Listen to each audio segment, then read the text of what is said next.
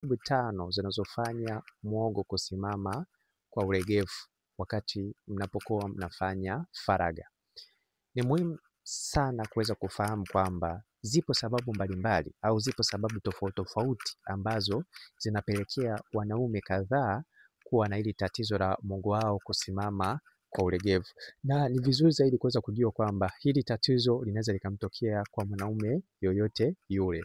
Kwa hiyo zipo sababu ambazo kama wewe ni mwanaume unahitaji kulipata hili tatizo, basi kuna sababu ambazo unaweza kujikinga, lakini kuna sababu ambazo ni ngumu sana kuweza kujikinga. Kwa hiyo nimeweza kusogezea sababu 5 ambazo zinafanya muhogo kusimama kwa ulegevu wakati unapokuwa unafanya faraga. Sababu ya kwanza kabisa ni sababu ya kufanya staili ambazo zinavunja muhogo. Hii inamaanisha kwamba kuna staili ambazo kulingana na muhogo wako ukizifanya zinaweza zikafanya muhogo wako kuvunjika.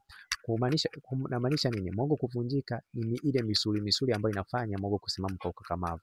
Kwa hiyo kuna staili ambazo unakuta mwanamke anakatikia kwa nguvu, ile ambayo inafanya misuli iweze kukatika, kwa sababu ile misuli ni midogo midogo. Kwa hiyo zile staili ambazo unakuta ni staili ambazo zinakatikia za kuvunja muhogo, ni kwamba ni staili ambazo mwanamke anakuwa anatumia nguvu pia. Kwa hiyo inafanya muhogo kuweza ile misuli yake inakatika taratibu taratibu. Kwa hiyo hii pia ni mojawapo ya sababu ambayo inapelekea baadaye unajikuta na tatizo la kusimamisha muhogo ukiwa tepetepe.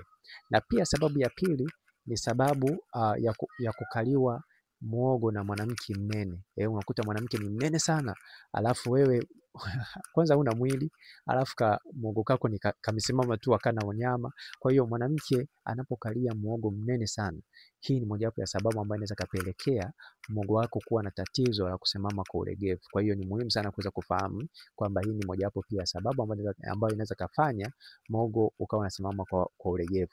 Na pia sababu ya tatu ni sababu ya kutumia vitu ambavyo ni vya kubustisha wakati wa kufanya faraga. Unajua, unapotumia vitu ambavyo vinabustisha wakati wa kufanya faraga, unafanya kulazimisha misuli ya muhogo kusimama. Kwa hiyo kwa sababu misuli ya muhogo inaposimama huwa inasimama kwa muda fulani. Sasa wewe unapobustisha ina kwamba unalazimisha iweze kusimama, hali ambayo ile misuli inaanza kukatika taratibu. Kwa hiyo hii pia ni mojawapo ya sababu ambayo inafanya au ambayo imefanya wanaume ambao wana tatizo wa kusimamisha kwa ulegevu wakumbane na hii changamoto. Na pia sababu ya 4 ni umri.